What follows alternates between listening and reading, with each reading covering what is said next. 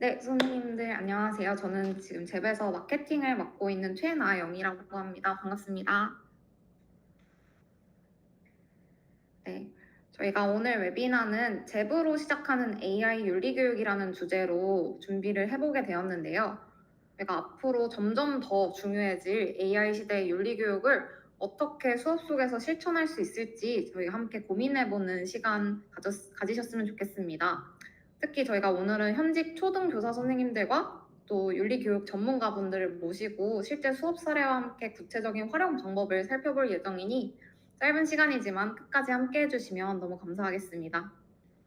저희 오늘 연수는 이 순서로 진행될 예정이고요. 가장 먼저 AI 윤리교육의 필요성에 대해서 발표해 주실 분을 소개해 드리겠습니다. 저희 서울교육대학교 윤리교육과의 변순용 교수님 모셨습니다. 네, 변순용 교수님께서는 지금 한국윤리학회 회장을 비롯해서 인공지능윤리협회 윤리센터장, 개인정보 미래포럼위원 등 다양한 영역에서 AI 윤리 담론을 이끌어 오신 분인데요. 오늘은 왜 우리 아이들에게 AI 윤리 교육이 필요한가에 대해서 깊이 있는 이야기 나눠주실 예정입니다. 그럼 오늘 변순영 교수님 모셔보도록 하겠습니다. 저희 2번을 눌러주시면 박수가 나옵니다. 2번 한 번씩 눌러서 변순영 교수님 힘차게 맞아주시면 감사하겠습니다. 선생님들 반갑습니다. 서울교대에 있는 변순영입니다. 자, 그럼 저한테 주어진 시간이 한 15분 정도 되니까 일단 그 AI 윤리 교육의 필요성에 대해서 먼저 말씀을 드리고 그 다음에 이제 실제 수업 사례는 선생님들께서 발표하시는 걸로 하겠습니다. 먼저 화면 공유를 하겠습니다. 예, 먼저 이제 우리가 AI 윤리 혹은 AI 이제 시민성에 대한 이야기가 나오고 있어요.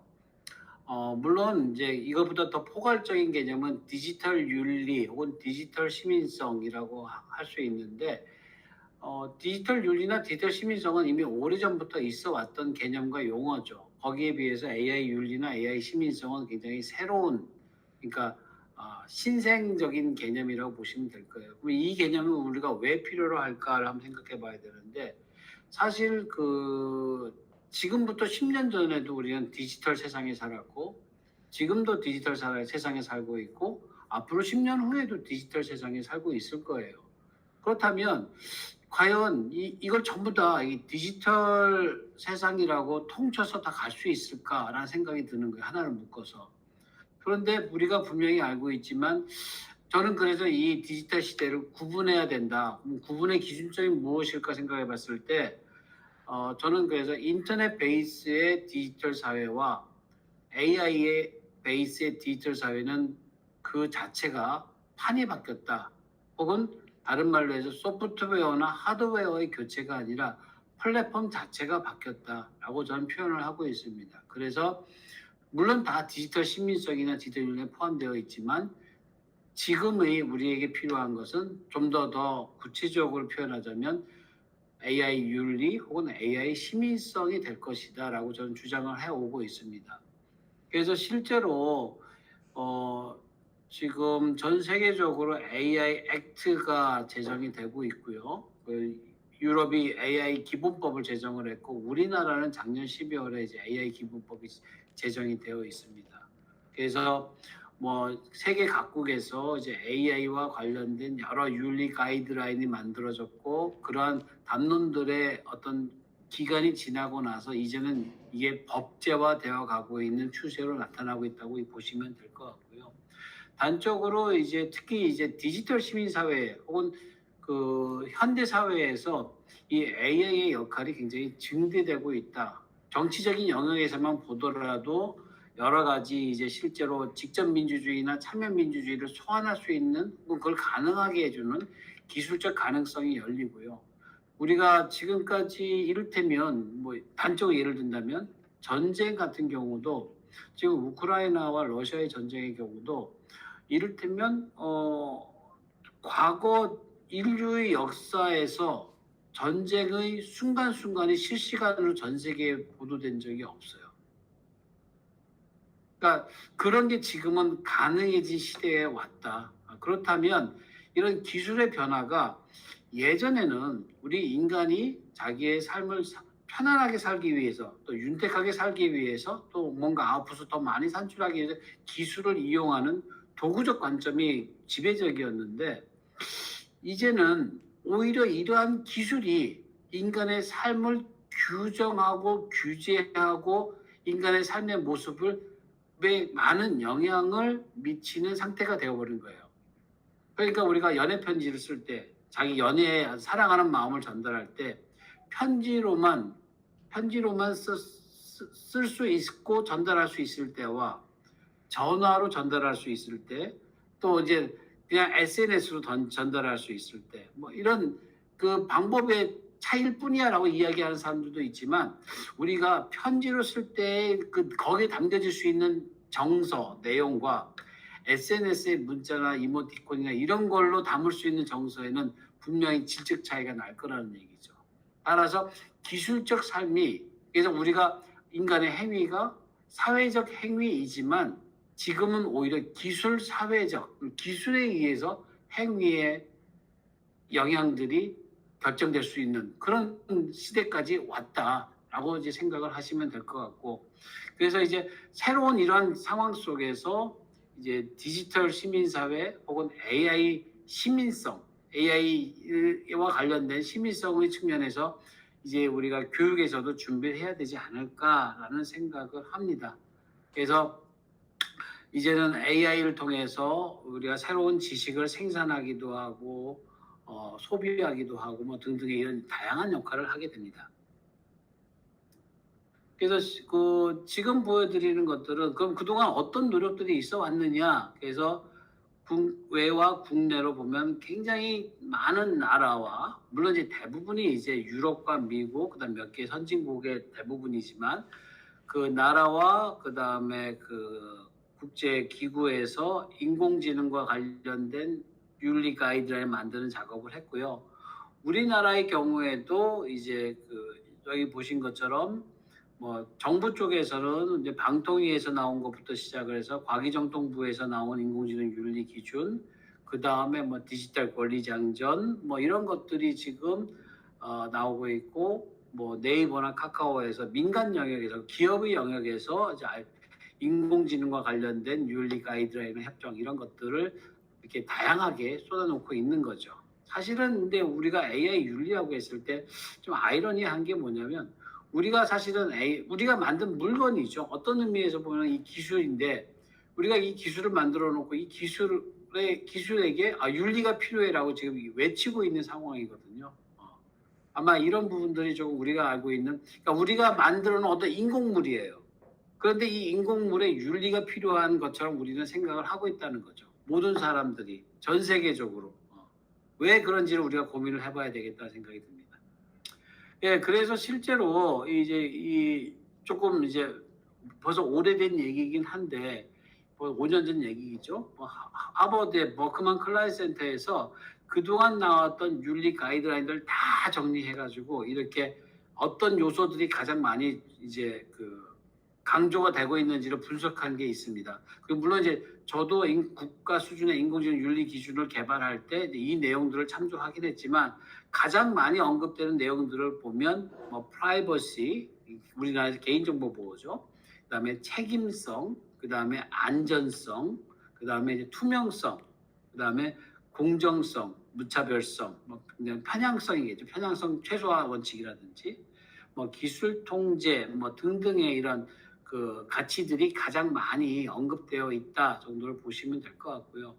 그래서 이제는 이 AI 시민성이나 AI 그 윤리를 이야기할 때 또 하나 이제 이야기되는 게 이제 AI 리터러시인데 이게 이제 리터러시라는 개념이 아마 이제 그 우리가 이야기할 때 리터러시 개념이 이제 그 보편적인 개념이 아니라 굉장히 상대적인 개념이라고 이해하시면 될 거예요. 그러니까 예를 들면은 국어 영역에서 국어의 리터러시는 그냥 기본적으로 읽고 쓰고 말하는 게 리터러시입니다. 그런데 국어 영역에서 문학으로 들어가서 시의 영역으로 들어가서 시에 대한 리터러시를 얘기하게 되면 이게 시라는 게 뭔지도 알고 시를 읽을 줄 알고 시의 의미를 기본적으로 이해할 수 있는 게 시에 대한 리터러시가 되겠죠. 그래서 리터러시를 뭐에 대한 걸 기준으로 잡느냐에 따라 리터러시의 수준이 달라지는 거예요. 그래서 실제로 AI 리터러시가 그럼 뭐냐? 이제 이 얘기가 굉장히 논란이 됐었는데 실제로 그 AI 전문가들끼리 모여서 한번 회의를 한 적이 있는데 그때 첫 회의 때 AI 리터러시 갖고 2시간 회의했는데도 결론이 안 났던 적이 있습니다. 그러니까 컴퓨터 사이언스 하는 분이 생각하는 AI 리터러시와 저처럼 서양 철학이나 이런 어떤 그 철학적 인문학적 사고에 있는 제가 생각하는 AI 리터러시나 교육자가 생각하는 AI 리터러시 다 다르다는 거죠. 심지어 컴퓨터과에 속하신 분의 얘기를 들어보면 컴퓨터과가 아닌 곳에서 배우는 모든 AI가 관련된 것은 다 리터러시다. 뭐 이렇게까지도 이야기를 했던 것으로 기억이 나기도 합니다. 그래서 우리가 AI 리터러시를 이게 정의하는 게 굉장히 중요하다. 그리고 이제 리터러시 개념은 굉장히 상대적이다. 그래서 늘 저는 비유적으로 그런 표현하는데 우리가 자동차를 예를 든다면 그럼 자동차 리터러시는 어디까지일까? 이런 걸 물어볼 수 있겠죠. 그러면 우리가 자동차의 그 뭐 내연기관의 작동 원리까지 아는 게 리터러시냐? 이런 물음들이 생길 수 있어요. 그래서 이제 저는 비유적으로 얘기할 때 우리가 자동차를 적어도 이게 움직이게 할 수 있는 시동을 켜고 그리고 방향을 틀고 출발하고 스톱시킬 수 있는 그러니까 자동차를 기본적으로 이용할 수 있는 정도의 수준까지가 자동차 리터러시이지 않겠느냐. 거기서 더 들어가서 이게 어떤 연료를 쓰는지, 내연기관의 구조가 어떻게 되는지, 전기적 기전 제어 신호는 어떻게 되는지까지 아는 게 우리가 필요할까? 차 운전을 할 때. 그런 기준을 가지고 생각을 해보면 아마 AI 시민성이나 AI 리터러시에 대해서 이제 어느 정도는 감이 오실 거라고 생각이 돼요. 그래서 이제는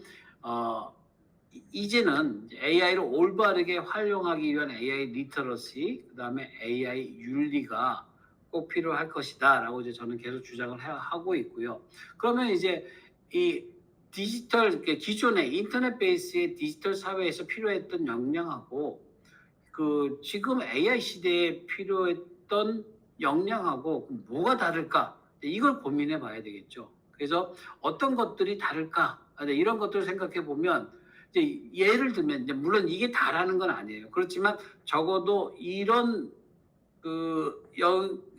능력들이 포함되어야 되겠다. 그래서 이를테면 인간과 AI의 상호작용에서 인간의 존엄성하고 자율성이 존중될 수 있도록 AI를 사용할 수 있는 능력 플러스 그런 문제들을 해결할 수 있는 능력까지 포함이 된 게 어떤 의미에서는 뭐 인간성 역량이라고 볼 수 있겠죠. 그다음 뭐 AI 시스템을 개발하거나 제작하거나 관리하거나 사용하는 것에 대한 책임을 묻고 그걸 또 책임을 질 수 있는 능력 뭐 이런 것들이 AI 시민성 안에 포함되어야 한다라고 생각을 하고 있습니다. 그래서 설명 가능성 문제, 편향성 문제 그래서 이런 예시들을 통해서 우리가 AI 시민성에서 중요한 요소들이 무엇인지를 추출해 볼 수 있고 이 추출한 거에 의거해서 이제 지금 우리가 이제 가르치고 지금 배우고 있는 학생들은 어찌할 수 없이 AI 시대 속에서 AI와 더불어 같이 살고 삶을 영위해야 되고 그런 상황 속에 들어갈 수밖에 없다는 거죠. 그랬을 때 이런 상황 속에서 우리가 경험하고 겪어야만 되는 게 무엇인지를 미리 의미를 던져보고 생각해 보는 게 필요하다. 그게 바로 어떤 의미에서 AI 윤리 교육이다라고 생각해 볼 수 있고 어떤 의미에서는 AI 윤리 백신처럼 여겨질 수도 있는 거죠. 그래서 그 실제 학생들에게 일종의 이제 윤리 백신을 하나씩 이제 넣어주는 거죠. 물론 이게 문제를 다 해결할 수는 없지만 왜냐하면 아직까지 등장하지 않은 많은 문제들이 있으니까 그러나 그런 문제들을 해결해 나갈 수 있는 가장 기본적인 어떤 나침반이나 그런 거를 해결할 수 있는 정신적 체력을 유지시킬 수 있는 게 바로 AI 윤리 교육이다라고 생각이 됩니다. 그래서 크게 이제 저는 이 AI 역량이라고 했을 때 크게 기술 역량하고 지금 보시는 것처럼 시간이 없어서 자세히 못하겠지만 데이터나 알고리즘이나 모델과 관련되어서 생각할 수 있는 역량이 있고요. 그 다음에 윤리 역량은 크게 저는 세 가지로 구분을 했습니다. 다시 말해서 인지적인 윤리 역량하고 비판적인 윤리 역량, 창의적인 윤리 역량인데, 인지적인 윤리 역량은 뭐냐면 이게 윤리적인 문제라는 걸 인식할 수 있는 능력이 있는 거죠. 지금은 이제 딥페이크에 대해서 아이들도 굉장히 조심하고 안 좋은 거라고 인식하고 있지만, 처음에 나왔을 때는 그게 왜 윤리적인 문제까지 되는지를 아예 생각조차 안 했다는 거죠. 그런데 이런 것들이 윤리적인 문제라고 인식할 수 있는 역량을 키우는 거. 왜냐하면 지금 기술의 엄청난 발전 속도에 따라서 윤리 문제가 새롭게 나오기 때문에 이게 윤리 문제인지 아닌지를 판단하는 것 자체도 좀 굉장히 어려운 문제가 되어버리기 때문에, 이것이 윤리 문제라는 걸 알 수 있는 능력, 그 다음에 그거를 분석할 수 있는 거, 그게 이제 비판적 역량일 거고, 그 다음에 그걸 해결할 수 있는 거, 이 세 가지가 가장 기본적인 AI 윤리 역량이지 않을까. 그래서 AI 시민성 교육 혹은 AI 리터러시 이런 거와 관련지어서 우리가 AI 역량을 얘기할 수 있다면, AI 역량은 기술 역량과 윤리 역량은 나눠져 있다. 그리고 이 두 가지를 잘 교육에서 잘 버무려서, 기술 쪽만 가르쳐서는 안 된다는 거죠. 기술 다 가르치고 윤리 가르친다, 전 불가하다고 생각을 해요. 기술과 윤리가 같이 공기반 무슨 소리반 이런 얘기 있잖아요. 기술반 윤리반은 같이 들어가야 된다고 저는 생각을 합니다. 예, 그래서 이제 리터러시와 관련지어서 이제 AI 리터러시를 이제 이렇게 정의를 이제 조작적으로 제가 내렸어요. 그래서 이게 아마 창의재단에서 보고된 제 이름의 보고서에 아마 나와 있는 내용일 텐데, AI가 할 수 있는 것, 그리고 AI가 작동하는데 필요한 것들이 무엇인지를 저도 알아야 된다는 거죠. 데이터가 왜 필요한지, 왜 중요한지 알아야 데이터 윤리나 데이터 기술과 관련된 얘기를 생각할 수 있으니까. 그런 것들을 알고, 그 다음에 이 AI가 인간과 사회에 미칠 수 있는 영향을 윤리적으로 고려해서 이거를 자신의 일상적인 삶이나 직업 활동에서 사용할 수 있는 기초 능력, 사용할 수 있는 능력이 AI 리터러시다라고 이제 저는 정의를 조작적으로 내렸습니다. 그래서 지금 보시는 표와 같이 크게 이제 데이터, 알고리즘, 모델링, 소셜 임팩트라고 되어 있지만, 실제 이제 데이터와 관련된 기술적, 지금 이제 초등학교에서는 지금 정형, 비정형 데이터 정도는 구분을 해요. 이쪽에 관심 있는 선생님들이 가르치는 아이들에게는 정형 데이터, 비정형 데이터 그걸 다 구분을 하고, 근데 데이터에 이것만 구분하는 게 아니라 오른쪽에 보시면 이 데이터와 관련해서 고려해야 될 여러 가지 것들, 그러니까 소위 말해서 우리는 이제 데이터 에틱스라고 하는 것들에 대한 요청들도 있다는 거죠. 그래서 이 두 가지를 같이 초등학교 수준에서 가르칠 수 있는 거, 중학교, 고등학교, 그다음에 일반 성인교육에 가르칠 수 있는 수준별로 같이 다 나눠질 수 있다. 그래서 그 중에 가장 기본적인 게 리터러시에 해당이 될 거고, 거기에 능력과 문제가 포함되면 기술 역량으로, 윤리 역량으로 이렇게 구분될 수 있다. 그러나 이건 개념적인 구분이지, 사실은 수업을 하거나 교육을 할 때 이 두 가지가 기술과 윤리 역량이 같이 결합돼서 진행이 되어야 한다라는 게 제 생각입니다. 그래서 결론적으로 제가 이제 그 로봇 윤리부터 시작을 해서 인공지능 윤리까지 어떻게 하다 보니까 한 20여 년 한 것 같아요. 제가 처음 이쪽 분야, 제가 원래 전공은 서양 철학이고 윤리학이지만, 이 처음에 로봇 윤리부터 관심을 갖게 되어서 이제 인공지능 윤리까지 관심의 영역이 계속 확장되어 왔고, 지금 한 15년, 20년 가까이 이제 인공지능 윤리에 대해서 연구를 해왔지만, 지금 이 시대, 그러니까 AI 시대에서 우리가 교육에서 가장 중요한 것, 가르쳐야 할 것 하면 우리는 먼저 AI를 생각을 해요. 그게 틀린 얘기는 아니죠. AI에 대해서 아이들이 AI가 윤리적으로 위험해, 막 그래서 AI를 가르치지 말아야 한다, 그렇게 얘기할 수는 없죠. 왜냐하면 이 아이들은 AI와 더불어 살아갈 수밖에 없는 시대적 공간, 시대적 문명이라고까지 얘기할 수 있는 상황적인 걸 가지고 있기 때문에 AI에 대해서 알아야죠. AI를 가르치는 교육이 중요해요. 그런데 그거보다 더 중요한 건 아이러니하게도 AI가 할 수 없는 것들을 가르치는 거. 이게 AI 윤리 교육이 더 중요하다는 거죠. 그러니까 아이러니한 얘기긴 합니다. 그래서 실제로 우리가 기계와 컴퓨터가 하지 못했던 걸 지금은 이제 할 수 있는 능력을 가진 존재들이 되었고, 그들이 이제 새로운 행위 주체로 등장을 하고, 이제 더군다나 최근 2, 3년 동안 중국과 에서 굉장히 많이 급속도로 발전하고 있는 휴머노이드들이 온보드 AI까지 탑재하게 되면, 그리고 이들이 이제 생산 공장에서부터 채워나가서 이제 사회적인 여러 서비스 영역으로 투입이 되면서 아마 점점 더 이 인간과 이 휴머노이드 AI들이, 혹은 요즘은 피지컬 A라고 그러기도 해요.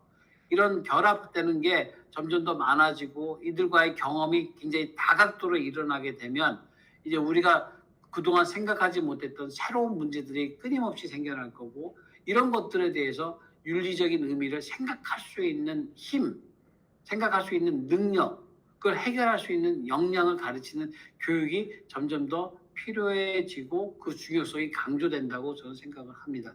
그런 의미에서 마지막으로 말씀드리고 싶은 건, 이제 저희들이 이제 초등학교 3, 4, 5, 6학년 단계에서 인공지능, 로봇, 윤리과 관련된 단원을 이제 교과서에 나와 있고, 이것들을 가르치는 데 있어서 조금이라도 도움을 줄 수 있는 방법을 고민하던 차에 이런 어떤 계기들과 만나게 되었고, 그래서 이제 여러 이제 개발자 선생님이 고생해서 만드시긴 했는데, 그걸 통해서 학생들이 정말 AI 시대에 인간성을 잃지 않고 인간성을 유지하면서 살아갈 수 있게 작은 도움이라도 됐으면 좋겠다는 생각이 듭니다. 감사하다는 말씀을 드리고 짧은 이제 특강을 마치도록 하겠습니다. 예, 들어주셔서 감사합니다. 네, 교수님 좋은 강의 너무 감사드립니다. 선생님들 다시 한번 박수 부탁드릴게요. 저희 바로 이어서 다음 강연자분 모실 텐데요. 오늘은 잽을 활용한 AI 윤리 수업 사례를 공유해 주실 방은찬 선생님 모셔보도록 하겠습니다. 선생님께서는 AI와 디지털 휴머니즘 저자로 활동하고 계시고, 그리고 경기도교육청, 서울특별시 교육청에서 인공지능 윤리 교육의 장학 자료를 집필하시기도 한 선생님이신데요. 네, 굉장히 많은 선생님들 와 계신데요. 이 시간에 이렇게 열정을 가지고 오신 선생님들 정말 존경스럽습니다. 네, 저였으면은 편하게 저녁 식사하고 쉬고 있을 텐데 이렇게 와주시니까 제가 더 이제 도움을 드려야 될 텐데 하는 걱정이 앞서는데요. 최대한 열심히 노력해서 조금이나마 이제 도움을 드릴 수 있도록 해보겠습니다. AI 윤리교육의 필요성에 대해서는 이미 권위자이신 변순영 교수님께서 너무 잘 탄탄하게 설명을 해주셔서 제가 뭐 굳이 다시 언급하진 않아도 이미 다 이해가 가셨을 것 같아요. 그냥 제가 기억나는 부분은 백신에 대한 얘기 같아요. 그래서 우리가 이 AI 윤리교육 지금 할 것도 많은데 이것까지 해야 돼? 이렇게 생각할 수 있지만 정말 저는 예방접종이라고 생각합니다. 이게 기술을 이렇게 발전시켜 놓고는 아이들한테 아무것도 해주지 않으면 그 시대를 살아갈 아이들은 이제 나중에 정말 큰일이 일어날 수도 있잖아요. 그래서 우리가 어찌 보면 이게 미래 세대에 대한 책임이 아닌가라는 생각으로 저도 이렇게 나름의 조그마한 사명감을 가지고 활동을 하고 있는데, 제가 대단한 사례를 보여드리진 않겠지만 여기 계신 선생님들이 이것을 더 잘 응용하실 거라고 저는 생각하고 있기 때문에 저의 또 부족한 말씀을 최대한 전달드려 보도록 하겠습니다. 그래서 오늘 말씀드릴 거는 교과 교육과정, 특히 도덕과 교육과정과 연계해서 이 메타버스, 그 중에서도 잽을 활용해서 AI 윤리교육을 어떻게 할 수 있을까? 아까 전에 악마맨 선생님이신가요? 어떻게 초등에서 할 수 있느냐 이렇게 여쭤보셨는데, 그거에 또 하나의 또 방안 또는 사례가 되지 않을까 싶습니다. 일단 제가 잽을 활용해서 AI 윤리 교육까지는 아니고 디지털 윤리 교육을 했던 경험이 있어서 먼저 간단히 가져와 봤어요. 그래서 제가 학교에서 자율 동아리로 소셜미디어 윤리 토론 동아리 이런 거를 했던 적이 있습니다. 그래서 그 학생들이랑 이렇게 프로젝트를 진행을 했는데요. 팩트체크 프로젝트, 그 다음에 토론 활동 이런 것들을 해서 마지막에 그 저희 학교 그 학부모님들 그리고 학생들 교사분들한테 했던 거를 이제 공유를 해드렸던 적이 있어요. 그때 이제 공유할 때 제가 제부로 그 공간을 구성을 했거든요. 그래서 뭐 미디어 리터러시 페스티벌 뭐 이렇게 해가지고 열고 점심시간에 아이들이 스텝 보면서 이제 그동안 활동했던 걸 보여줄 수 있도록 이렇게 공간을 구성했는데, 이때 좋았던 점은 그 다른 것보다 그 저희가 했던 결과물을 공유하는 게 저희가 학급 내에서만 공유할 수 있는 게 아니고 이게 학부모님들이랑 그 가정에까지 공유를 할 수 있으니까 그런 활용성이 굉장히 높았다는 생각이 들더라고요. 그래서 이것도 공간이 아직 남아 있는데 시간상 나중에 이제 혹시나 여력이 된다면 보여드리는 걸로 하고, 아무튼 여기서는 그 소셜 미디어에 대한 윤리 토론을 했었는데 AI 윤리 교육으로 바꿔본다면 AI 윤리 교육에 대해서도 이러한 방식으로도 제법 활용할 수 있지 않을까로 간단하게 이제 동기유발 형식으로 사례를 말씀드렸습니다. 네, 이제 본격적으로 이제 잽을 활용해서 할 수 있는 AI 윤리 교육을 말씀드리려고 하는데, 저희가 이제 보여드리는 사례 같은 경우에는 특징 중에 하나가 그 도덕 교과서를 가지고 그것을 베이스로 해서 선생님들이 편하게 접근하실 수 있도록 잽이랑 협업을 해서 만든 사례거든요. 그래서 간단하게 먼저 그 도덕 교과서 내용을 말씀을 드려야지 이해가 가실 것 같아요. 그래서 도덕 3학년 4단원에 저는 1, 2차시 사례를 이제 말씀을 드릴 거고, 3, 4차시 사례 같은 경우에는 뒤에 계신 이한길 선생님께서 말씀을 드릴 건데요. 3학년 4단원은 이제 특징 중에 하나가, 이번에 도덕교과서를 이제 3학년을 맡으신 분들은 아시겠지만 중등 선생님들은 모르실 수 있지만 그 융합단원입니다. 그래서 도덕교과서에서 1, 2, 3단원에서 배운 내용을 다 같이 이제 융합해서 AI 윤리에 관련된 부분을 함께 이렇게 묶어서 만들어낸 단원이에요. 그래서 도덕 3학년 1단원하고 2단원에는 그 자아 존중과 성실을 배우는 단원이 있습니다. 그래서 성취 기준을 보시면 이렇게 되어 있는데 자기 이해와 또 자아 존중을 크게 다루고 있고요. 그 다음에 2단원에서는 성실을 다루고 있어서 이 부분을 그 잽에서 녹였다고 생각하시면 될 것 같습니다. 그리고 그 스토리텔링 형식으로 되어 있어서 이 단원 같은 경우에는 그 인공지능 로봇 연구소에 체험학습을 가는 형식으로 모든 차시가 구성이 되어 있어요. 그 중에서 제가 말씀드린 1차시와 2차시는 나와 같은 인공지능 로봇 연구실과 그 다음에 꿈성장 인공지능 로봇 연구실, 이 두 가지를 이제 다루고 있는데요. 나와 같은 인공지능 로봇 연구실 같은 경우에는 나와 같은 인공지능 로봇 생김새도 같고 또 나를 대표하는 여러 가지 정보들, 성격이라든지 장점들 또는 나의 보완할 점들, 이런 것들이 모두 같은 인공지능 로봇이 있다면 어떨까를 생각하면서 그것으로부터 나를 더 잘 이해하려는 그러한 부분을 담고 있고요. 그 다음에 꿈성장 인공지능 로봇 연구실 같은 경우에는 가장 요즘에 아이들한테 직접적인 연결이 될 것 같아요. 그래서 대학생들 보면은 AI 가지고 굉장히 과제를 많이 하는 걸로 알고 있는데, 이제 점점 그게 더 연령이 낮아질 수 있잖아요. 그러한 관점에서 아이들이 AI를 활용해서 어떤 숙제를 해내고 이랬을 때 성실의 가치와 연계해서 나의 성실한 생활을 위해서 AI를 어떻게 활용해야 될까, 이러한 것들을 다루고 있다고 생각하시면 될 것 같습니다. 네, 그래서 교과서를 한번 보여드려 볼게요. 교과서를 보시면 일단 이거는 표지고요. 그래서 1차시로 넘어오면 이렇게 나와 같은 인공지능 로봇 연구실이 있습니다. 그래서 첫 번째 쪽에서는 이 연구실의 개요에 해당하는 부분입니다. 그래서 아이들이 처음에 들어갈 때 어렵지 않도록 이거를 한번 읽어주고 시작하시면 좋을 것 같고요. 그 다음에 이제 여기 두 번째 쪽으로 넘어와서는 나라는 사람을 대표할 수 있는 정보는 무엇일까를 아이들이 스스로 탐색해보는 활동이고요.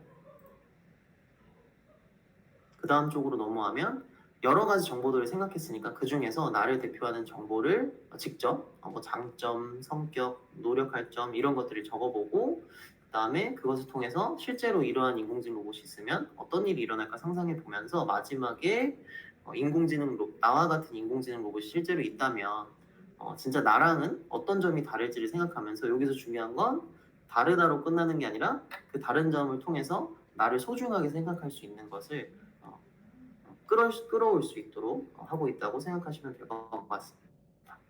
그리고 2차식 꿈성장 인공지능 로봇 연구실에서는 첫 번째 쪽에서는 마찬가지로 아이들이 어렵지 않도록 개요에 대해서 설명을 해주고 있다고 생각하시면 될 것 같고요. 그 다음에 다음 쪽으로 넘어와서는 성실한 생활과 연계해서, 즉 성실의 가치와 연계해서 인공지능 로봇에게 내 성실한 생활을 생각했을 때 시켜도 되는 일과 시키면 안 되는 일을 생각해보고 그것을 바탕으로 실제로 숙제할 때 그리고 운동할 때 어떤 원칙이 성실의 가치와 연계해서 필요할지를 생각해보는 것으로 생각하시면 될 것 같습니다. 네, 그래서 이제 간단한 개요는 이렇게 말씀드리면 될 것 같고, 어쨌든 그 이러한 1, 2차 시의 그 교과서 내용을 이제 제부로 바꾸면서 저도 이제 직접 아이들한테 실증을 해봤는데 어떠한 강점이 있었냐면, 일단은 이 AI 윤리 융합단원 같은 경우에는 스토리텔링 형식이 있기 때문에 이 메타버스의 개발자분들이 그 스토리를 잘 구현을 해놓으셨습니다. 그래서 그 스토리를 그대로 쭉 따라간다는 점이 있기 때문에 몰입감이 확실히 더 있었고요. 그 다음에 도덕교육 같은 경우에 선생님들도 고민 중에 하나가 그 굉장히 단조롭게 우리가 생각할 수 있잖아요. 그 초등학교 같은 경우에는 주당 차시가 많지 않기 때문에 그런 상황에서 융합단원 정도는 이렇게 메타버스를 활용해 보면서 다양한 교육 과목을 통해서 좀 환기를 해볼 수 있는 점, 도덕교육 자체에 대해서. 그 다음에 아까 전에 제가 보여드렸던 사례처럼 이 협업 툴을 잘 이용하면 뭐 회의 같은 것도 아이들이 해볼 수 있게 만들어줄 수 있고 더 많은 학생들이 같이 함께 할 수 있는 부분들이 있어서 그런 도덕적 사고를 촉진할 때도 훨씬 도움이 될 수 있다는 점이 있습니다. 네, 그래서 실제적으로 이제 잽에서 어떻게 구현했는가를 좀 보여드릴게요. 그래서 선생님들이 나중에 이제 보시면 이 교사용 해설서를 직접 보시면 좋은데 이 교사용 해설서에 있는 1차시 개요입니다. 그래서 크게는 이 메타버스는 1차시랑 2차시로 되어 있고 1차시에는 교과서 1, 2차시의 내용이 그다음 2차시에는 3, 4차시 내용이 들어가 있어요. 그래서 저는 자아존중과 성실을 가지고 만들어진 부분을 보여드리도록 하겠습니다. 요거는 나중에 같이 보실 수 있는 동기 유발 자료인데요. 학생들이랑 수업하기 전에 먼저 요거를 같이 보여주시면 좋아요. 그래서 체험학습 가는 날이야 하면서 학생들한테 조금 이 메타버스 공간에 대해서 이해도를 좀 높여주는 작업을 해주시면 좋을 것 같습니다.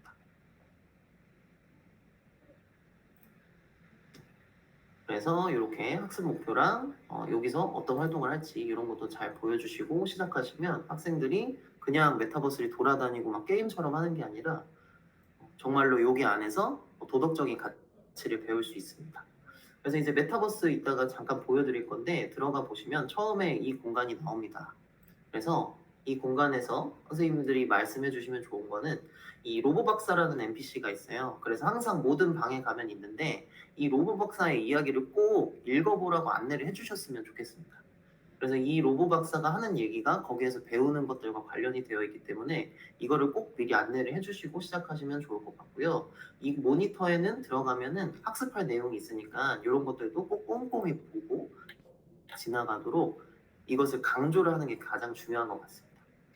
첫 번째로 아바타 로봇 연구실에 가면은 나와 닮은 AI 아바타 로봇 연구실에 가면은 이제 학생들이 나를 대표하는 정보를 넣어서 아바타 로봇을 이제 만들어 보는데 그 전에 교과서에다가 이렇게 미리 5글자로 각각 대표하는 정보들을 적어보도록 하시면 좋을 것 같습니다.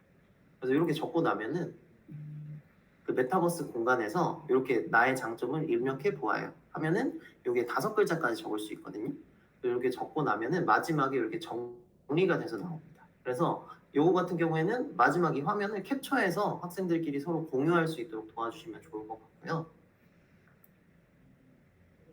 그러고 나서 로보박사를 마지막에 클릭하면 이렇게 얘기를 해주는데 여기서 이제 저 같은 경우에는 이 교과서의 이 내용들을 쓰도록 했습니다.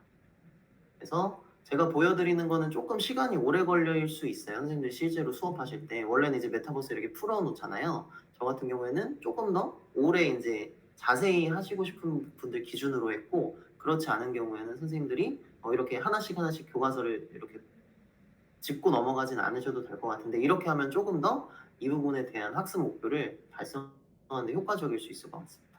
그래서 이렇게 쓰고 나서 한 차시를 딱 저 같은 경우에는 끝내고 다음 차시로 넘어가기를 또 추천드려요. 그래서 이렇게 하면은 1차시 끝내고 그 다음에 다음에 또 2차시를 하고 하면은 4차시를 정확하게 끝낼 수 있거든요.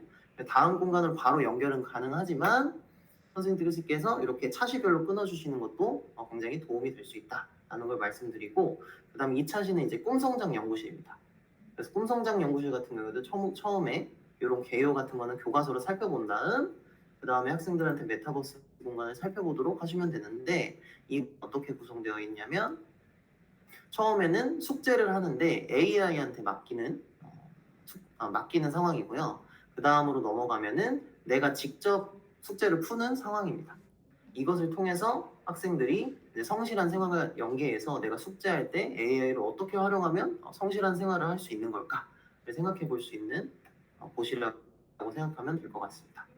나서 저는 또 이렇게 마지막에 이 교과서를 통해서 이런 것들을 잘 정리하고 공유하는 시간을 가졌습니다. 그래서 이런 순서를 지키시면 좋을 것 같고 끝내기 전에 만들어진 그 메타버스 공간을 살짝만 보여드릴게요. 빠르게.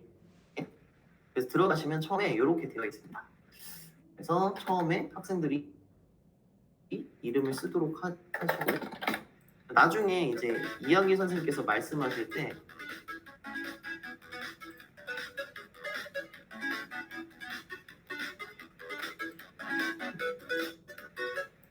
죄송합니다. 나중에 선생님들께서 이제 2학년 선생님께서 말씀하실 때 그 AI 윤리에 대해서 학생들이 배운 걸 정리하는 그 회의장이 있어요. 거기서 학생들 이름을 보려면 여기서 이름을 꼭 본인 이름으로 설정해달라고 해주시면 좋을 것 같고 이렇게 로보박스를 이렇게 보시면 항상 그냥 넘길 수 있는데 이런 것들을 꼭 꼼꼼히 읽도록 해주시거나 아니면 이 부분 같은 경우에는 선생님이 아예 그 TV 모니터로 한 번에 보여주고 시작하시는 것도 좋을 것 같습니다. 이렇게 모니터를 하나씩 보여주시면 그게 더 좋을 것 같다는 생각이 들고요. 그 다음으로 넘어가면 이렇게 아까 말씀드렸던 이 공간에서 나를 대표하는 정보들을 쭉 입력할 수 있도록 되어 있습니다. 그래서 뭐 장점을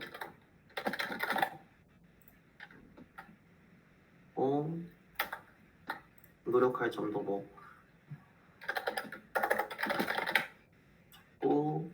이렇게 한 4개 정도 있거든요.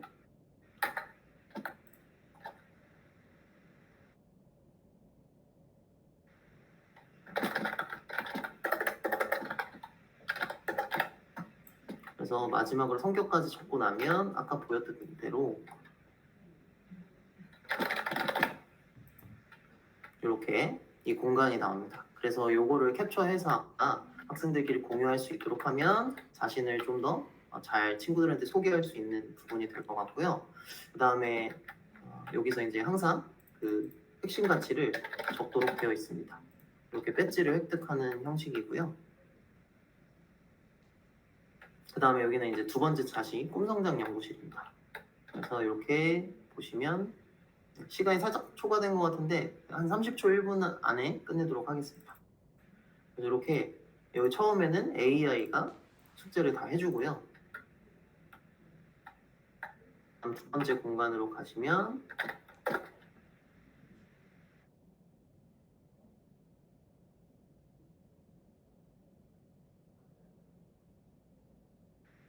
그래서 문제를 학생들이 직접 풀고 가서 여기서는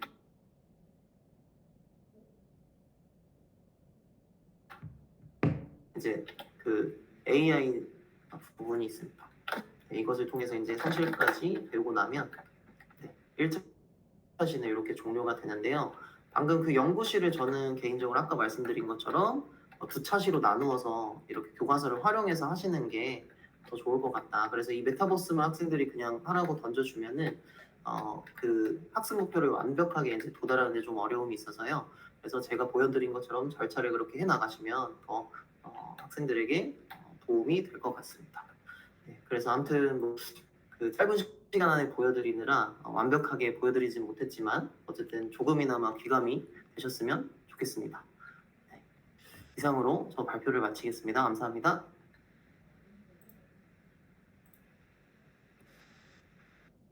네, 수업 사례와 함께 수업에 사용할 수 있는 팁 공유 주셔서 정말 많은 선생님들께서 수업에 도움 되실 것 같아요. 선생님 정말 감사드립니다.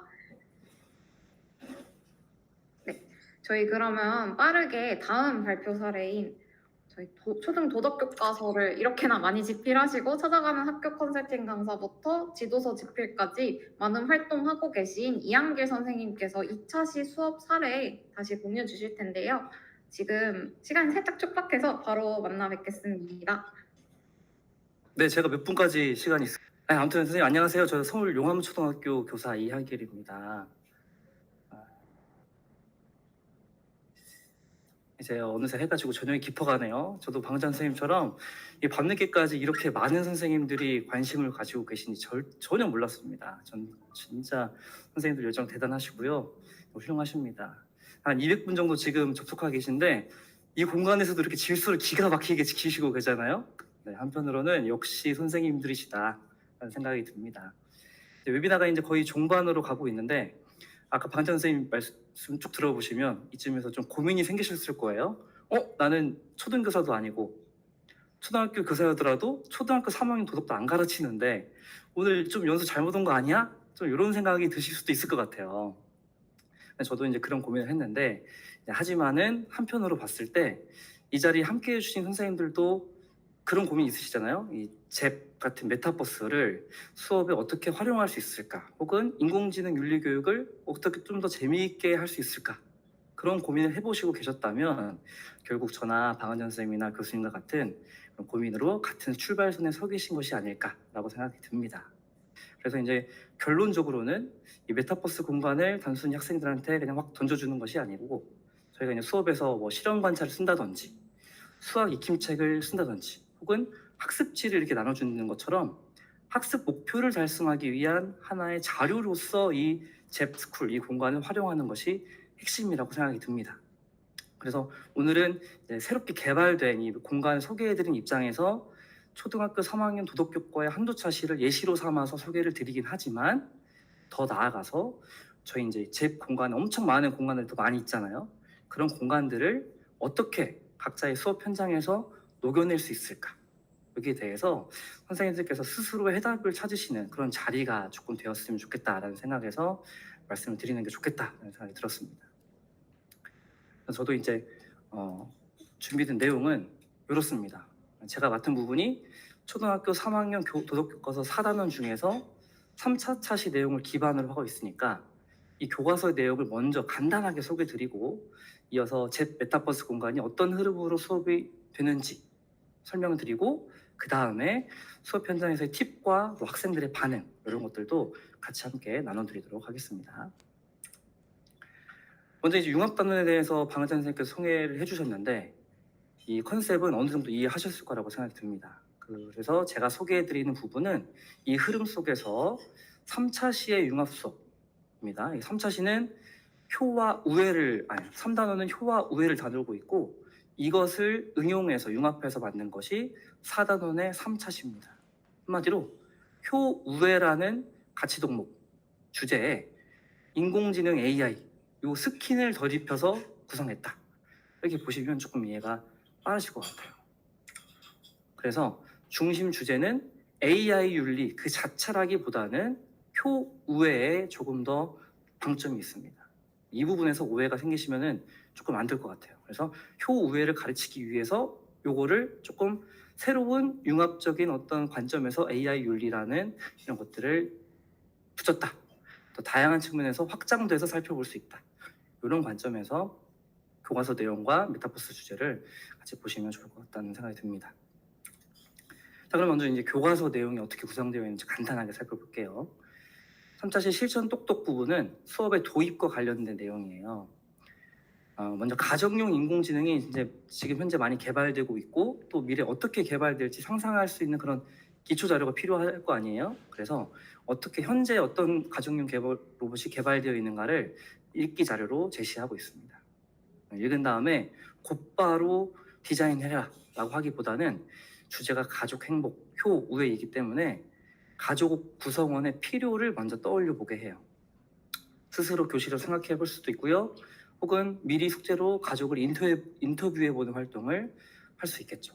그런 것을 통해서 아이들이 먼저 생각을 해보게 합니다. 그걸 기반으로 자신이 상상한 AI 로봇을 그림으로 표현하고 어떤 기능이 있는지 설명을 작성한 뒤에 오른쪽에 자신의 작품을 친구들과 공유하는 활동으로 이어지게 됩니다. 마무리 실천 탄탄에서는 중요한 메시지를 담고 있어요. 그러니까 AI 로봇이 결국 가족의 필요를 채워줄 수 있고 도움을 줄 수는 있긴 하지만 결국에는 가족에게 행복을 줄 수 있는 가장 큰 존재는 바로 나 자신이다. 이것을 잊지 말자는 점을 강조하는 그 내용으로 수업을 마무리하게 됩니다. 4차 시는 그 1, 3, 4차 시 내용을 모두 종합하는 차시입니다. 그러니까 앞에서 있었던 뭐 자아 존중이라든지 성실이라든지 효, 우애 이런 것들을 모두 종합을 하고요. 이 스스로 구성한 인공지능 로봇을 바르게 사용하기 위해서 어떤 태도가 필요한지를 고민해보는 활동으로 구성되어 있습니다. 그래서 로봇 중에 하나를 골라서 장단점을 따져보고 친구들과 토의해가면서 어떻게 책임감 있게 사용할 수 있을지를 고민해보면서 자신만의 윤리 원칙을 세워보는 것으로 단원 학습을 마무리하게 됩니다. 이런 흐름에 맞춰가지고 잽스쿨 메타버스 공간도 구성되어 있습니다. 첫 번째 공간은 가족 행복 연구실이라고 해가지고 가족의 행복을 위한 AI 로봇을 구상하고 공유하는 활동이 이루어지는 공간이고요. 두 번째는 윤리회의실이라는 공간으로 넘어가서 자신이 만든 공간을 바르게 사용하기 위한 윤리 원칙을 정리하고 발표하고 하는 공간입니다. 이렇게 해서 교과서의 흐름을 충실히 반영하고 있는 내용인데 그럼 한번 직접 제가 움직이면서 둘러보도록 하겠습니다.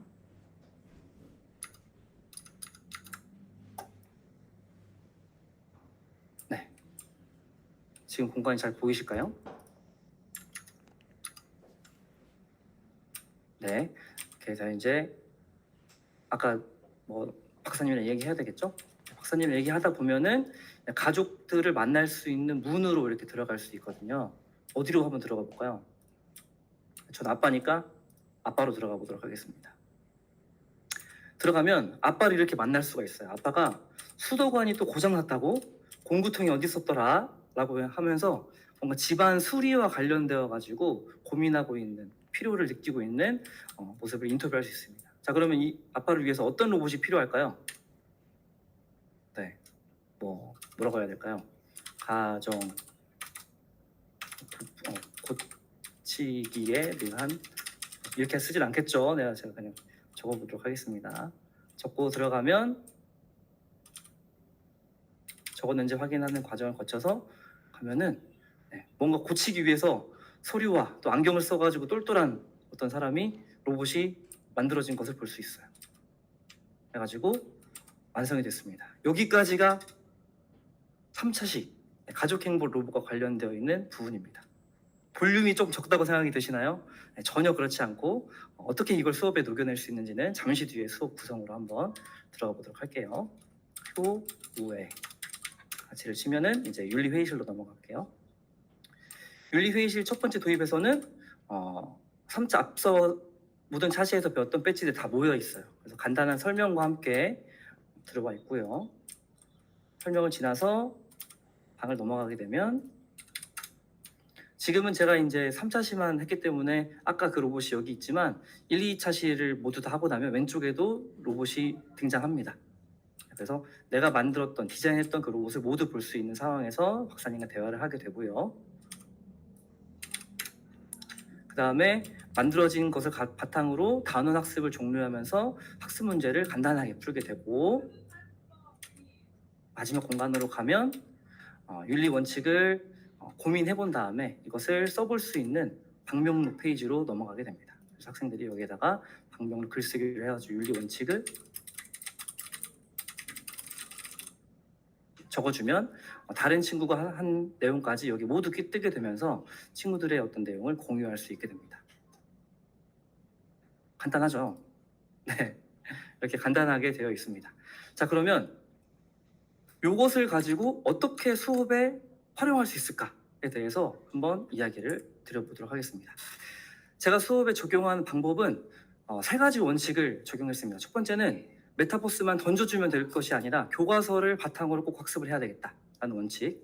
두 번째로는 메타버스를 이용해서 다양한 활동을 체험하는 데 방점을 둬야 되겠다. 세 번째로는 활동한 이후에는 학생들이 오프라인에서 꼭 성찰하는 과정을 거쳐야 되겠다 라고 하는 이 3가지 원칙을 가지고 수업을 구성했습니다. 첫 번째는 먼저 도입은 잽스쿨에서 제공하는 PPT, 도입 PPT가 있어요. 아까 방금 선생님 잠깐 보여주셨는데 어디 있냐면요. 딱 잽스쿨 들어가셔가지고 둘러보기에 수업 자료 꾸러미에 들어가시면 우리 개발되어 있는 이 공간에서 활용을 하실 수가 있는데 이 밑에 보시면 수업 지도안 및 활동지에서 동기유발 PPT가 여기 다 준비되어 있습니다. 이걸 다운받으셔가지고 학생들과 보여주시면서 수업을 진행하시면 도입 과정을 하실 수가 있게 됩니다.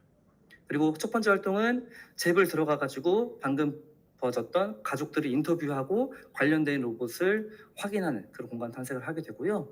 활동 2에서는 이거를 이제 덮고 AI 로봇을 디자인하게 합니다. 교과서 64쪽에 보면은 이런 식으로 디자인할 수 있게 돼 있어요. 그래서 학생들이 내가 제시된 AI가 만들어준 이걸 바탕으로 똑같이 해도 되고 혹은 변형해도 되고 아니면 마음에 안 든다면 아예 새로운 로봇으로 디자인할 수 있게 합니다. 그리고 디자인 내용은 당연히 자랑하고 싶겠죠. 작품을 공유하는 활동을 통해서 아이들에게 보여준 다음에 교과서에 있는 그 정리 활동, 내가 직접 해야 될 일이 무엇인지를 고민해 보면서 수업을 마무리하게 됩니다. 4차시 수업은 이렇게 됩니다.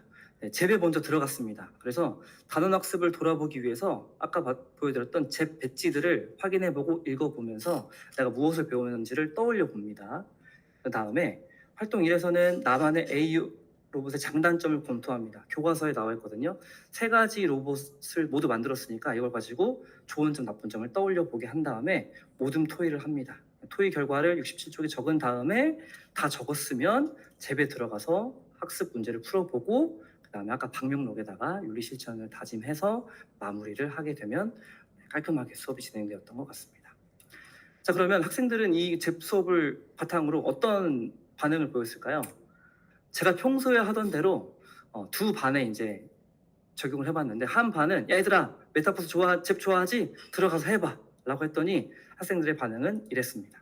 한번 인터뷰한 내용을 직접 보여드릴게요.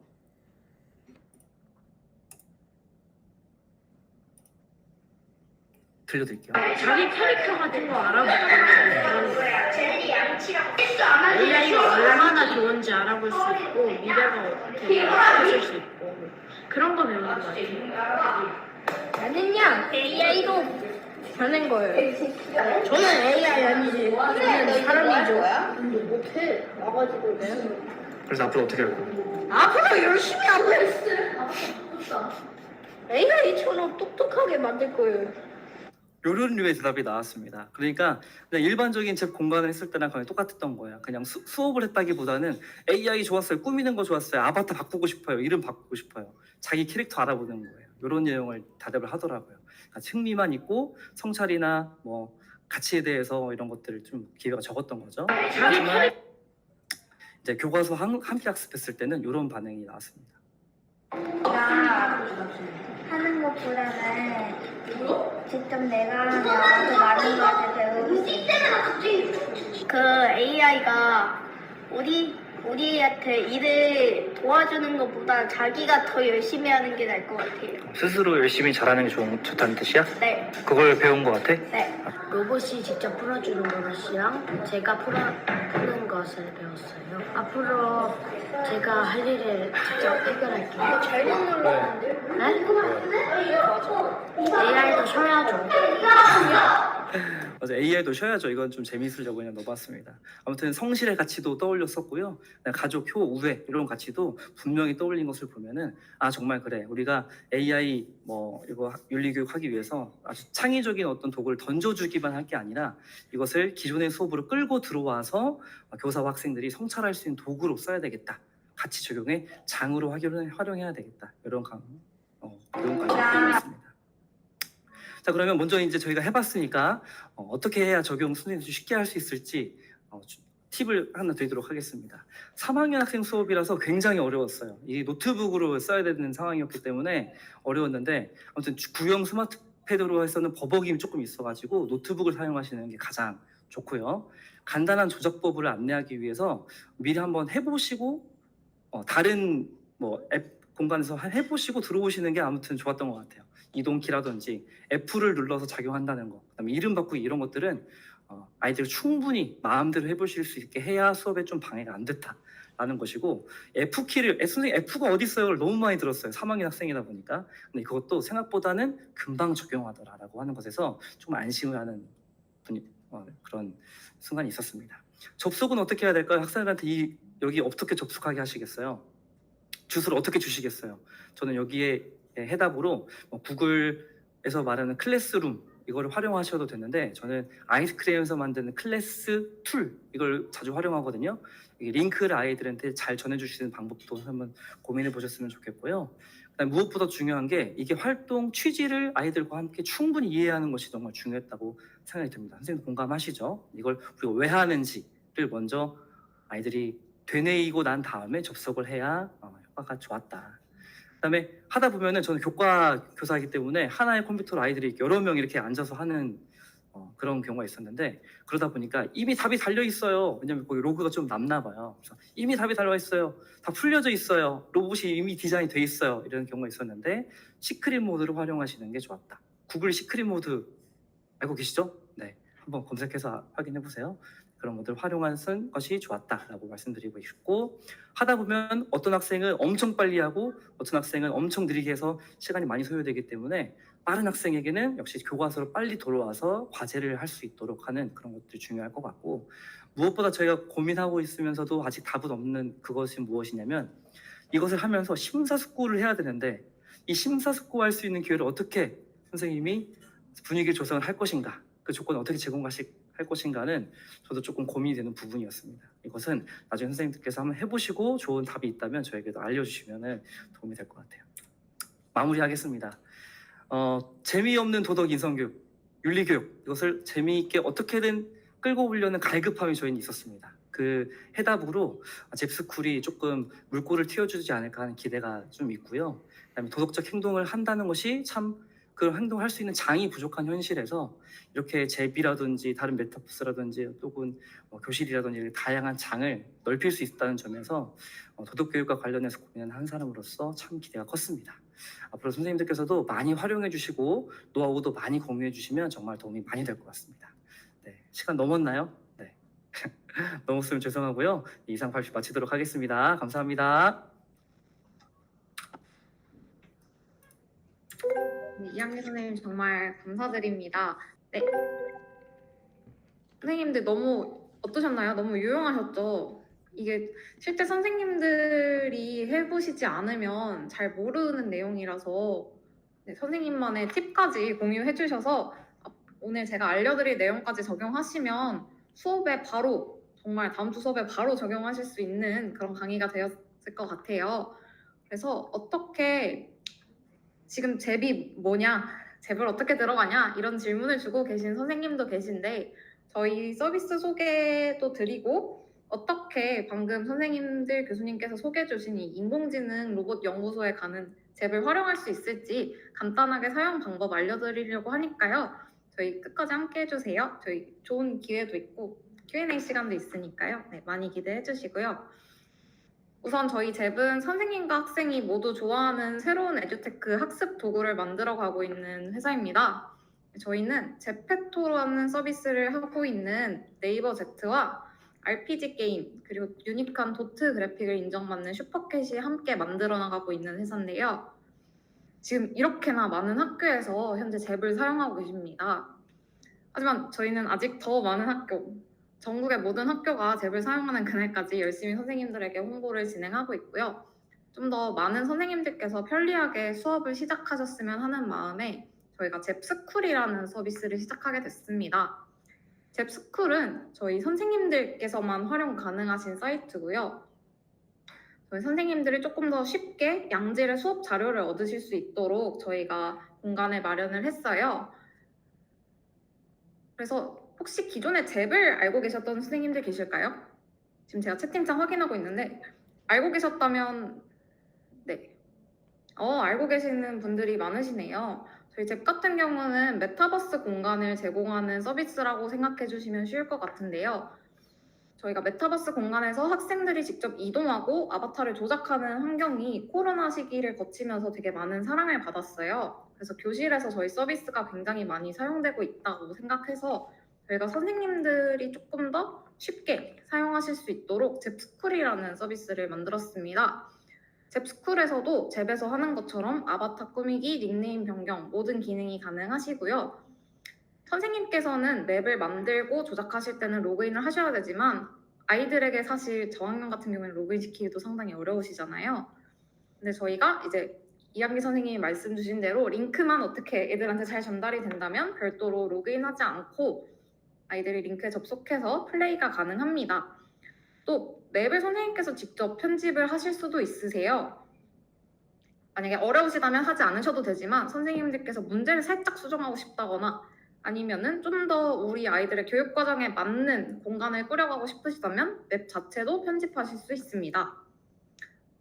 저희 잽과의 차이점은 그렇다면 뭐냐? 어떤 점이 학교에 특화되었냐라고 물어보신다면 이런 차이점을 말씀드릴 수가 있을 것 같은데요. 우선 방금 이한기 선생님, 방은찬 선생님이 보여주신 인공지능 로봇 연구소에 가다라는 맵처럼 저희가 이런 고퀄리티의 교육용 콘텐츠를 무제한 복사해서 사용하실 수 있어요.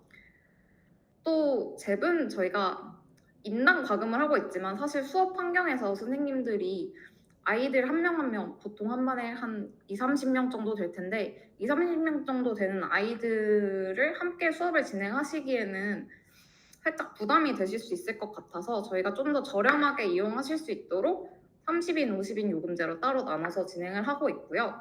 학교에 계신 모든 선생님들이 함께 이용을 가능하신 요금제로 운영을 하고 있습니다. 또 리액션 같은 경우에는 저희가 지금은 잽에서 진행을 하고 있는데요. 저희는 지금 제가 비디오와 오디오를 통해서 선생님들에게 지금 말을 전달해 드리고 있지만 사실 수업하시는 환경에서는 오디오나 비디오가 공유되면 아이들이 수업에 좀 집중하기 어려울 수도 있다고 생각해서 저희는 리액션이나 지금 하고 계신 채팅이 간단하게 가능하도록 맵을 사용하실 수 있도록 해두었습니다. 그래서 잽스쿨이 뭐냐라고 하신다면 저희는 학교 마스터 계정, 대표 계정 선생님이 한 분이 계시다면 누구나 무제한으로 30인 또는 50인이 동시에 접속할 수 있는 스페이스를 만들어서 무제한으로 맵 복사를 하실 수 있는 학교 단위의 플랜이라고 봐주시면 돼요.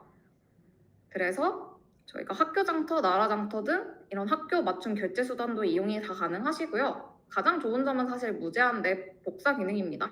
아이들이 수업 상황에 따라서 그리고 중등 선생님 같은 경우에는 다양한 반에 들어가셔야 되는데 이 다양한 반 아이들을 조금 더 분리해서 다른 스페이스에 넣어두고 싶다. 다른 스페이스에서 수업을 하고 싶다 하시면은 이런 무제한 맵 복사 기능 굉장히 유용하시겠죠. 그리고 학교에 계신 모든 선생님을 초대할 수 있으니까 상당히 매력적인 서비스입니다. 말씀드렸듯이 저희가 이렇게 다양한 교육용 콘텐츠가 있고요. 어떤 콘텐츠가 있는지 제가 잠시 뒤에 더 보여드릴게요.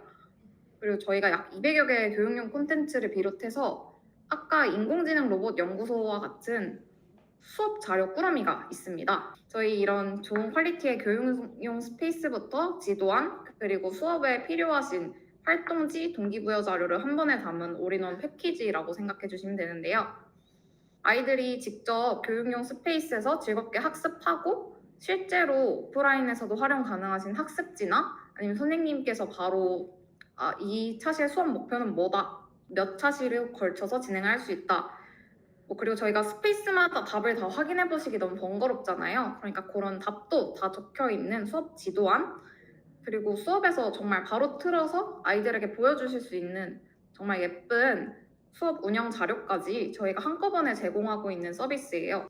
AI 윤리 교육도 그렇고 저희가 이제 다양한 계기 교육들도 있고 경제 교육 이런 뭔가 강의 자료를 직접 만들기에는 부담스러우시고 그렇다고 애들이 그냥 시키면은 조금 못 따라올 것 같은 그런 어려운 수업들이 있잖아요. 이럴 때 이런 수업 자료 꾸러미를 활용하시면 좀 더 간편하고 편리하게 수업 진행하실 수 있습니다. 그래서 오늘은 이 수업 자료 꾸러미 이용 방법을 제가 오늘 알려드릴 부분은 회원가입 진행하는 방법, 그리고 수업 자료 꾸러미 여러 개 보여드릴 예정이고요.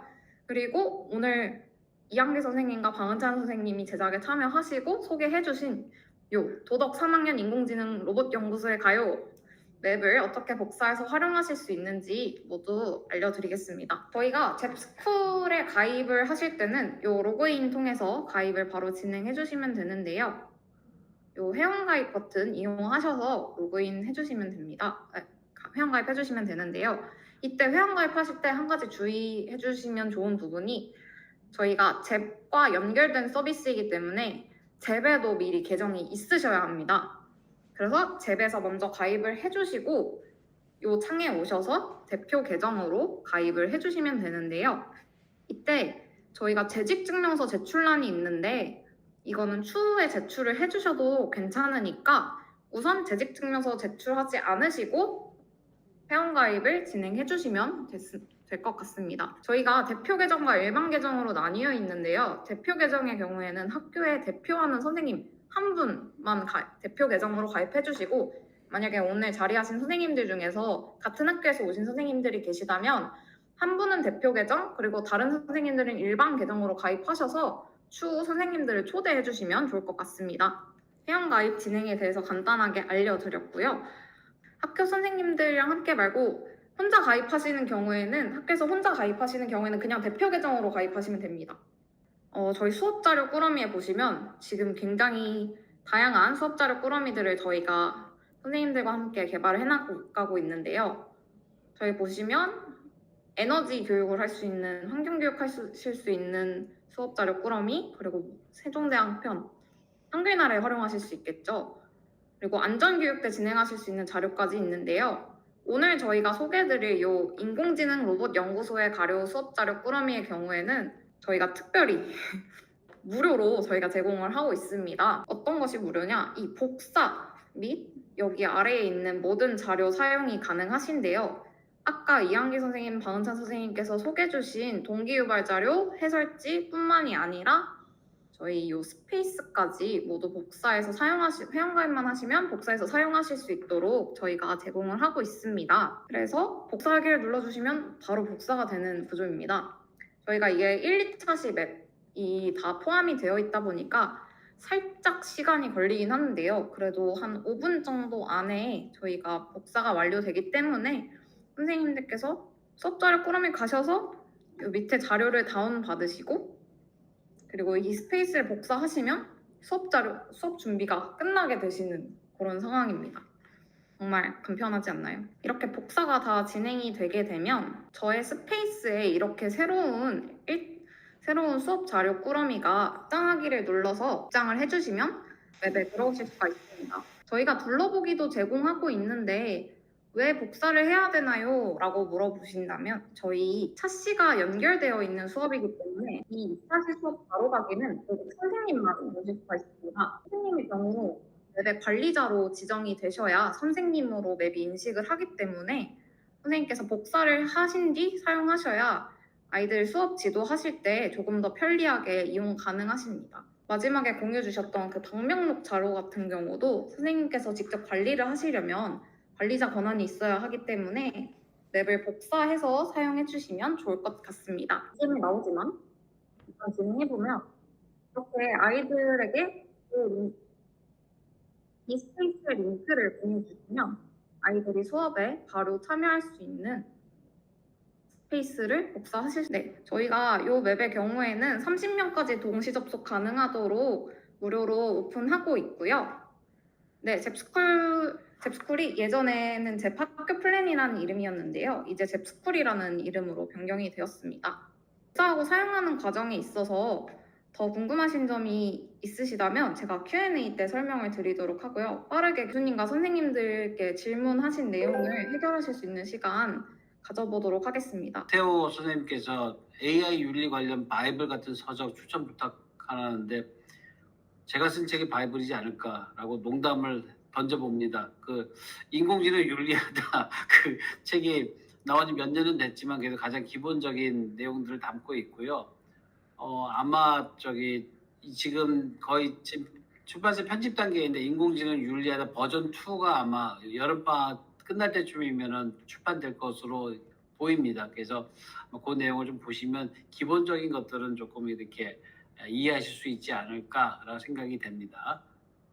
그다음에 리틀 설계라고 적어주신 분이 생각하는 중요한 역량, 인간 고유의 역량이 뭘까? 인간 고유의 역량을 기르는 게 지도해야 된다 생각하는데 저도 전적으로 동의하고요. 가장 중요한 역량이 뭘까? 라고 물어보신다면 바로 그 말씀에 답이 있다고 생각이 돼요. 우리가 글쎄 우리의 삶을 좀 생각해 보면 저는 가끔 가다가 밀란 쿤데라의 소설도 떠올려 보긴 하지만 마치 나의 삶이 이 강물에 떠내려가는 나뭇가지와 같지 않을까라는 생각이 들기도 합니다. 이를테면 이런 어떤 역사적인 흐름 쪽에서 내가 나 이 시대에 이런 상황에 살고 싶지 않아 그래서 건너뛰어서 다른 시대로 갈 수 있는 건 아니고 어차피 나는 이 흐름에 같이 떠내려갈 수밖에 없는 그런 상황이라는 거죠. 그랬을 때 지금 AI 시대에서 AI를 거부하고 AI를 안 쓰고 난 살 거야 라고 외칠 수도 있겠지만 그게 무슨 의미가 있을까? 그 강물에 떠내려가는 나뭇가지가 나 강물에 떠내려가기 싫어 아무리 밟아도 저도 떠내려갈 수밖에 없는 거죠. 근데 중요한 차이는 뭐냐면 내가 떠내려가는 줄 알면서 떠내려가는 것과 그렇지 않다는 건 엄청난 차이가 있다는 겁니다. 그래서 AI 시대에 AI를 알고 쓰는 것. 그래서 그로 인해서 우리가 편리함은 없지만 그로 인해서 우리가 대가로 지불해야 할 것들이 어떤 것인지를 알면서 쓰는 거는 큰 차이가 난다고 생각이 돼요. 그래서 그런 맥락에서 봤을 때 가장 중요한 역량, 인간적인 걸 지킬 수 있는 그래서 우리가 AI에게 모든 걸 다 시키려고 하고 거기서 편안함을 얻을 수 있지만 헤겔이 이야기한 주인과 노예의 딜레마에서 주인 자신만이 할 수 있는 그 본질적인 기능을 노예한테 맡기는 그 순간 주인과 노예의 도치가 일어난다고 생각합니다. 도치가 일어난다고 그래요. 그걸 생각해 보면 우리가 AI를 어떻게 써야 될지에 대해서 조금 생각이 될 수 있지 않을까 그렇게 생각을 합니다. 그런 역량이 가장 중요한 역량이라고 생각이 됩니다. 시간이 많지 않아서 좀 짧게 답변을 드릴게요. 그 다음에 바람이라고 해주신 분이 얘기하는 AI 리터러시 윤리교육의 용이한 방법, 개인별 차이 이거는 사실은 선생님들이 더 전문가이신 것 같아요. 저도 교대에 와서 처음 못 모르고 초등학생 대상에 특강을 했다가 아주 혼난 적이 있습니다. 그 뒤로는 절대 초등학생 대상에 특강을 직접 안 해요. 초등학교 학생들에게는 초등학교 선생님들이 전문가고 중학교, 고등학교 교과서도 많이 집필을 했지만 그 수업하시는 건 선생님들이 전문가입니다. 그 개인별 차이에 대해서 어떻게 가르칠까에 대해서는 선생님들 자신이 전문가이기 때문에 선생님들이 판단해서 하시면 될 것 같고요. 그래서 아마 기본적인 역량에 대해서는 여러 가지 이제 언급된 자료들이 많이 있으니까 그걸 보시면서 개인적으로 이렇게 엮어주시면 선생님들의 능력을 역량을 발휘해 주시면 될 것 같습니다. 그 다음에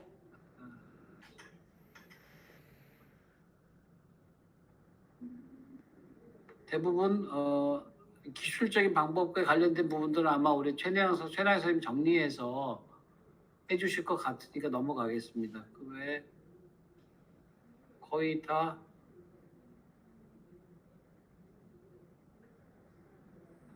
그 내용과 관련된 부분들은 제가 답변을 다 한 것 같아서 혹시 제가 빠뜨린 게 있을까요? 네, 없는 것 같습니다, 교수님. 나머지 네. 질문들은 방은찬 선생님께 남겨진 질문이 조금 있네요. 네네. 예, 하여튼 늦은 시간까지 하여튼 선생님들 고생 많으십니다. 예, 이걸로 답변을 마치도록 하겠습니다. 감사합니다. 네, 교수님 감사합니다. 네, 빠르게 지나가면 저희 방은찬 선생님 메타버스 기념품을 뭘로 하셨는지 주경 선생님께서 질문 주셨는데요. 선생님? 이 사례 보여드렸을 때 보신 것 같아요. 네. 그래서 오늘 관련된 그건 아니지만 또 AI 윤리 교육을 또 제부로 하실 때도 활용하실 수 있으니까 저 그때 행사했을 때는 되게 다양한 사실 기념품 준비해서 아이들이 추첨해서 뽑게 했거든요. 1등부터 해가지고. 그래서 뭐 1등 같은 경우에는 뭐 블루투스 헤드셋이었나? 키보드인가? 잘 기억은 안 나는데 좀 그런 것들 했었고, 뭐 아래 등수 학생들은 뭐 필기도구 이런 거 했었어서 뭐 이런 거는 선생님들이 더 잘 아시지 않을까. 근데 이게 기념품인 경우에는 경기도교육청 같은 경우에는 학생들 그 사인도 있어야 돼서 이런 것들만 좀 주의해서 진행을 해주시면 될 것 같습니다. 네, 선생님 답변 감사드립니다. 네, 저희 선생님들께 질문은 많이 없고 저희 서비스에 대한 엄청난 관심과 질문이 조금 있는데 마지막으로 그 최근에 질문 남겨주신 탐형 선생님, 네, 잽을 통해 학생들이 캐릭터를 움직이며 장난치느라 학습 목표 달성하는 데 방해가 될 것 같다는 생각이 드셨다고 하는데 이 부분은 현직에 계신 선생님 두 분께서 더 잘 알고 계실 것 같아요. 수업 전에 뭐 어떻게 해야 장난 덜 치게 하는지 이미 사용해보셨으니까 꿀팁 살짝 전해주시면 좋을 것 같습니다. 네, 저 한마디도 안 했으니까 제가 하겠습니다. 지금 사실은 선생님들 여기 가만히 계시는 게 이게 말도 안 되는 상황인 거 잘 아시죠? 써보신 분도 아실 거예요. 아이들은 무조건 춤을 추거나 감정 표현을 계속 부르거나 박수 계속 치거나 할 겁니다. 그래서 수업에 사실 방해가 되는 것이 사실이니까 만병통치약은 아니지만 사실은 수업에 당장 쓰는 게 아니라 아이들이 이거 원 없이 할 수 있도록 조금 시간을 주는 편이에요. 아바타도 마음껏 바꿀 수 있게 해주고 하트도 마음껏 실수하게 해주고 다 욕구를 해소시킨 다음에 그 다음에 수업에 쓸 때 이제 딱 쓴다. 좀 이렇게 저는 관점 가지고 있어요. 선생님께서 좋은 아이디어 있으시면은 공유해 주시면 저도 좀 배울 수 있을 것 같습니다. 네, 이상입니다. 네, 선생님 꿀팁 공유 감사드립니다. 네, 나머지 질문들은 제가 조금 답변을 드릴 수 있는 상황들인 것 같아요. 메타버스를 직접 만들어 보고 싶으신데 참고하실 만한 영상이나 매뉴얼 궁금하다고 전해주셨는데 저희가 이용 가이드를 제공하고 있습니다. 네, 그냥 검색창에 간단하게 잽 이용 가이드라고 작성을 해주시면 저희가 작성해 놓은 많은 가이드들이 나오니까요. 해당 건 참고해 주시면 좋을 것 같고요. 김수진 선생님 혹시 수업 자료 꾸러미 어디 있는지 이제 아시죠? 제가 방금 설명을 드렸는데 저희가 실제로 링크 어떻게 들어가는지 그런 과정은 다 보여드리지 못하고 그냥 바로 사이트에서 접속하는 방법을 보여드려서 아마 조금 헷갈리신 것 같은데 저희가 이 접속 방법은 좀 더 자세하게 알려드리도록 하겠습니다. 네, 저희가 자료는 만족도조사 제출해 주시면 저희가 같이 전달 드리고 있고요. 만족도조사 제출하시지 않더라도 저희가 조금 늦게 자료 전달 드릴 수 있을 것 같습니다. 네, 오늘 연수 들어주셔서 감사하고요, 헬미세 선생님. 네, 나머지 질문 답변 간단하게 드리면 잽 퀴즈, 잽 에듀 이런 다른 저희의 이전 다른 서비스들과 어떤 차별점이 있는지 많이 궁금해하시는 것 같아요. 네, 초롱 매니저님 감사합니다. 네, 잽 퀴즈의 경우에는 저희가 그냥 잽에서 좀 더 메타버스 퀴즈, 방탈출 퀴즈를 좀 더 간편하게 이용하실 수 있도록 저희가 다른 서비스이고요. 제가 방금 소개해드린 잽스쿨 같은 경우에는 좀 더 스페이스 안에 탐색하고 안에서 직접 정말 게임처럼 아이들이 플레이해볼 수 있는 그런 공간이라고 생각해 주시면 될 것 같아요.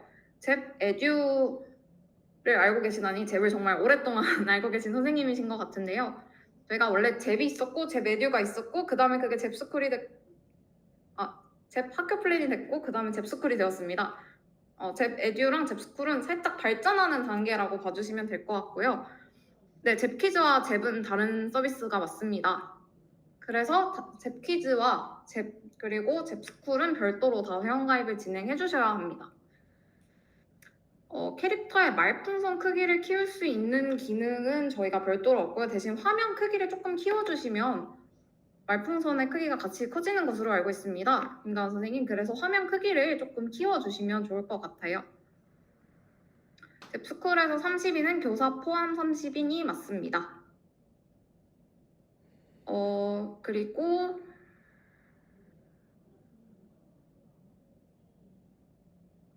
네, 저희가 구독과 관련된 내용이나 그 자세한 좀 개인정보가 필요한 내용들은 저희 지금 남겨드리는 메일로 문의 주시면 좋을 것 같아요. 지금 여기 아무래도 공개된 장소라서 개인정보 남기시기 어려울 것 같아서요. bizjebus라는 메일로 연락 주시면 저희가 좀 더 도움 빠르게 드릴 수 있도록 하겠습니다. 네, 잼맵에서 이동은 되시는데 꾸러미 하면은 저희가 잽스쿨에서 확인하실 수 있는데요. 저희가 뭐 연수를 짧게 진행하다 보니까 빠르게 넘어가서 잘 이해 안 되시는 분들 위해서 자세히 설명 담은 메일 다시 전송 드릴 예정이니까요. 잠깐만 기다려 주시면 좋을 것 같고요. 그리고 네. 그리고 회원가입하시면 저희 한번 써보실 수 있어요. 그리고 제가 아직까지 말씀을 안 드렸는데 오늘 만족도 조사 제출해주시면 저희가 일주일 동안 무료로 사용하실 수 있는 쿠폰 드릴 예정이니까 좀 더 풍부하게 제 스쿨에 있는 모든 자료들, 인공지능 로봇 연구소에 가다뿐만 아니라 많은 자료들 이용해 보실 수 있게 저희가 일주일 무료 쿠폰 전달드릴 예정이니까요. 네, 저희 메일 꼭 확인해 주세요. 네, 오늘 늦은 시간까지 참여해 주셔서 너무 감사드리고요. 저희뿐만이 아니라 선생님들에게도 좀 유익한 시간이 될 수 있었으면 합니다.